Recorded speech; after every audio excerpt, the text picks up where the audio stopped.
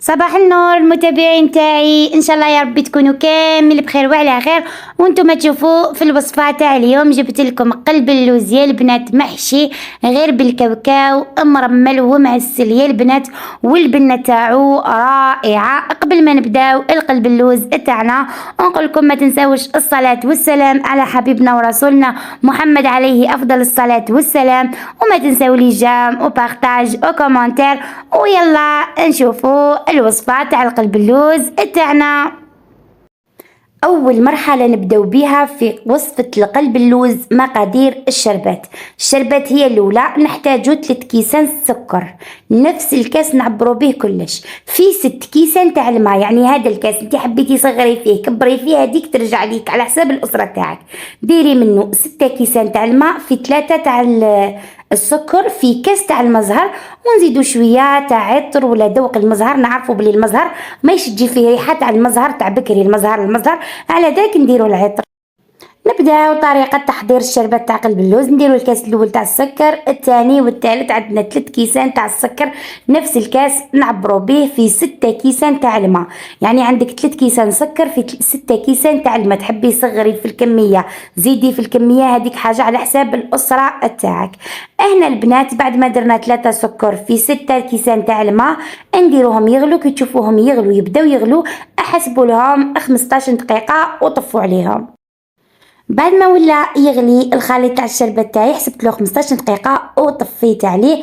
هنا البنات جبت كاس تاع المزهر وراح نزيد له كاس تاع المزهر، ونزيد له كميه من عطر المزهر. كما قلت لكم المزهر ما يشبه ريحه ديك الريحه تاع المزهر، هذيك الريحه الشابه اللي كانت بكري، دوكا المزهر راه يجي غير ما على داك نعاونوه بهذا العطر تاع المزهر، وهكا القلب اللوز تاعنا تجي واحد الريحه تاع المزهر تهبل يجيك داك قلب اللوز تاع بكري، صح قلب اللوز.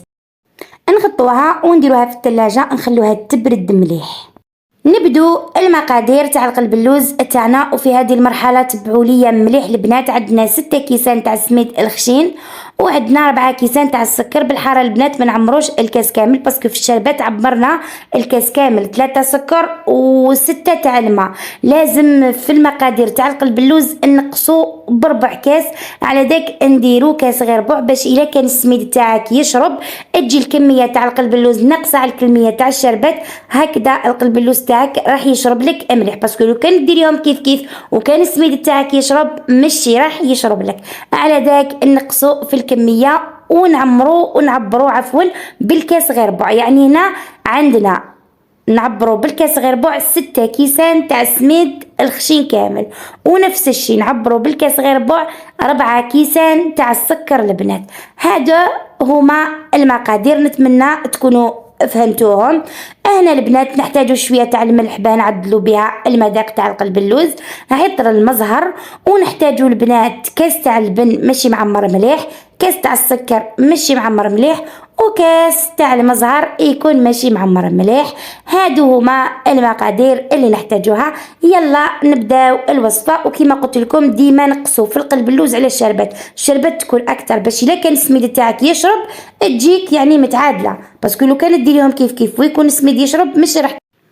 احنا البنات نعبروا بالكاس غير ربع نديروا 6 كيسان تاع سميد الخشين، وديما البنات تكون كميه القلب اللوز ناقصه على كميه الشربات. في الشربات عبرنا بكاس كومبلي معني معمر، وفي القلب اللوز راح نعبروا بالكاس غير ربع. هكذا لا كان السميد تاعنا يشرب راح القلب اللوز تاعنا يتشرب وما يجوش كيف باسكو لا جاو كيف ماشي راح يتشرب لك القلب.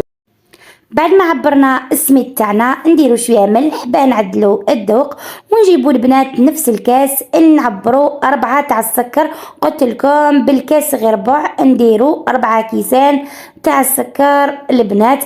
انا ندير السكر تاعي ونرجع لكم.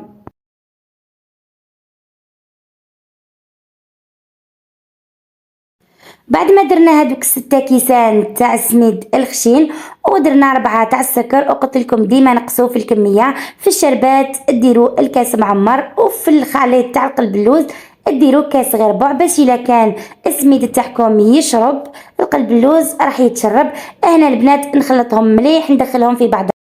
بعد ما خلطنا مليح هداك السميد والسكر ودخلناهم في بعضهم، نجيب هنا داك الكاس تاع الزيت اللي ماشي معمر مليح، ناقصه فيه شويه ونديرو ونبقى نبسس مليح. لازم ندخل هداك الزيت كامل في هداك الخليط تاع السميد والسكر، كامل يدخل هداك الزيت. انا ندخل كامل الزيت تاعي ونعاود نرجع لكم باش نكملوا الوصفه تاع قلب اللوز. كي دخلت هداك الزيت في الخليط وبسست مليح، هنا البنات نجيبو داك الكاس تاع اللبن تاني ماشي معمر مليح ونزيد ندخلو حتى الخليط تاعي يبدا يجرى لي.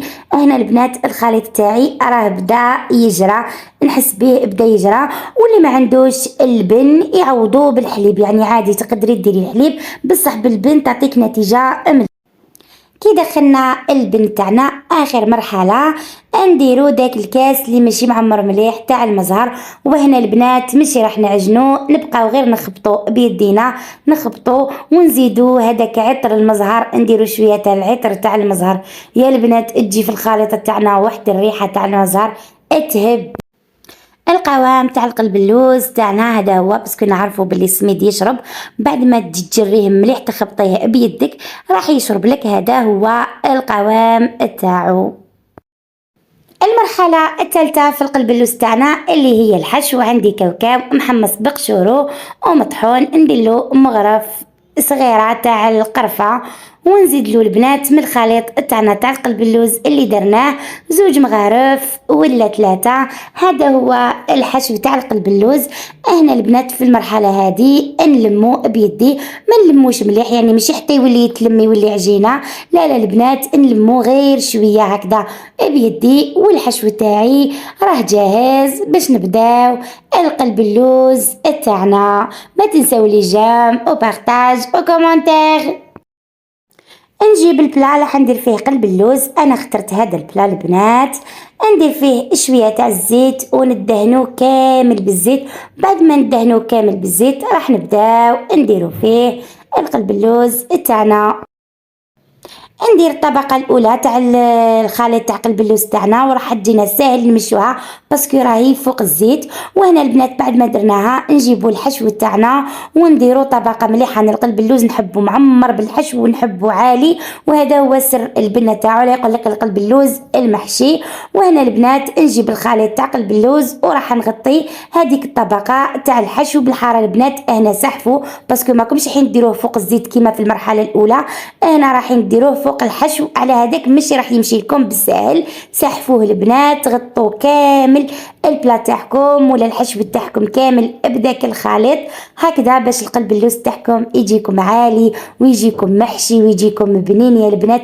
خيم تاع البرا يعني عطيت لكم الوصفه تاع القلب اللوز المضبوطه 100%، والبنه يا البنات ما نحكي لكمش عليها.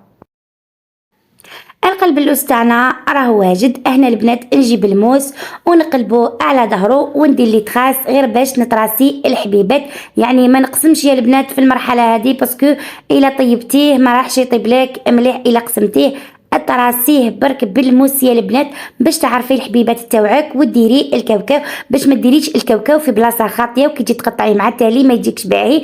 تراسي البنات ما تقطعيش القلب اللوز تاعك في هذه المرحله راح يفسد لك، يعني بالموس تخاسي برك. انا ندير له كامل الكاوكاو ونرجع لكم.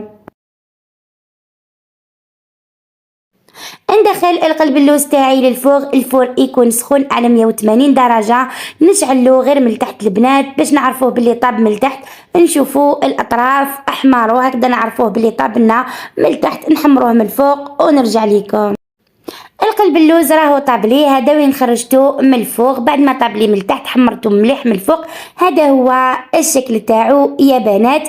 انا نروحو مع بعضنا نشربوه، هو يكون سخون خارج من الفوق والشربات تكون بارده كون دايرتها في الفريجيدير. يلا نشربوه.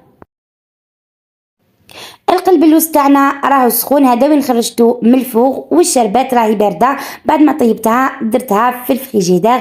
هنا البنات نجيب الغراف ونبدا نشرب فيها غير بالعقل. البنات وسر من اسرار القلب اللوز باش ما يتكسرلكش لازم تشربيه بالغراف ماشي قباله تفرغيه راح يفسد لك. وبعد ما تشربوه البنات ما تقطعوهش، خلوه 2 سوايع كيما انا هنا غطيته خليته 2 سوايع. بعد ما قعد البنات 2 سوايع اجبدتو وقطعتو يا البنات، كان مازال يشرب. انا البنات بعد ما قطعتو انا عاود نغطيه ونخليه يشرب ليله كامله، اصبح ان شاء الله راح يكون جاهز. بعد ما بات ليلة كاملة القلب اللوز تاعي قطعته، هذا هو الشكل تاعو يا البنات، يجي عالي ويجي محشي يا البنات بداك الحشو تاع الكاوكاو. انتي حبيتي ديري اللوز ديري اللوز، كل واحد ومقدوره، انا درت الكاوكاو. يجي يا البنات واحد الحشو وواحد البنه في داك القلب اللوز تاعك، وكيفاه يجي مرمل وكيفاه يجي معسل يا البنات، رائع رائع رائع والله يا البنات. جربوا الوصفه ومشي. قطعت لكم حبيبه باش تشوفوها كيفاه جات يا البنات، وجاي يهبل. انا القلب اللوز نحبو يعمر العين البنات، يجي عالي ومحشي، عليه يسموه قلب اللوز. اللي عنده يديروا باللوز، حتى الكاوكاو راه غالي والبساطه مليحه، انسان ما يبدرش وما يشريش من برا. البنات يجي مرمل ومعسل ومحشي والله يا البنات يهبل. انني صايمه ما نقدرش نذوق معاكم، نقول لكم صحه فطوركم ومع السلامه.